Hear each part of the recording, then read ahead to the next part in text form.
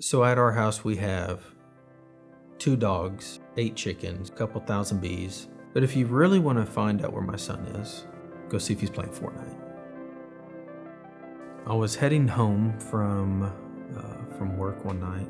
I remember Phoenix giving me a call. He decides to tell me about his friend Ian. So he's gotten several of his friends to come, and he wanted to bring Ian to church. So he is talking to him on the game, and they converse back and forth through their headsets. And he said he was talking to Ian about church and everything. And I guess Ian's mom had overheard what they were talking about. It began because I started having this need to go back to church. And then they were playing Fortnite, and then Ian came into the room where I was and said, "Hey, Mom, my friend wants to know if I can go to church with him tonight." And I'm like, "Well, what friend?" And he's like, "Phoenix." I'm like, "Well, what church?" And he's like, "The Hills." Finally, Ian gets on his, hits the speaker button and allows me to talk to Phoenix myself. And then I started asking Phoenix a ton of questions. I want to be baptized. I need to be baptized, but I don't know how to go about doing it.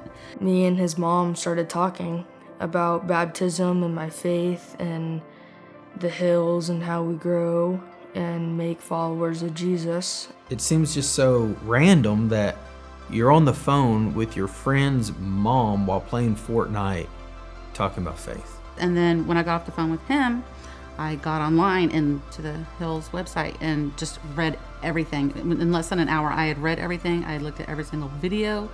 And one of the videos was Pastor Ashley and Taylor Walling talking about baptism. The first day we walked into the Hills, we walked in and it was just like home. I've never had a feeling like that before walking into any church. And we began conversations with them about faith and about what baptism is, who the Hills really is, and what we're about. And through all of this working that God was doing, Rick and Carol decided to give their life to Christ at the Hills right before we moved to our new building.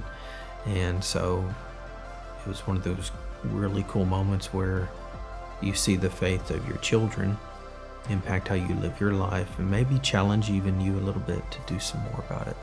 So you can be young inviting someone older, or older inviting someone young, and it doesn't really matter about age. It just matters about how Jesus is inviting everyone. My son playing a video game with one of his friends was the last place I thought that we'd ever find a way to church. It's been a blessing.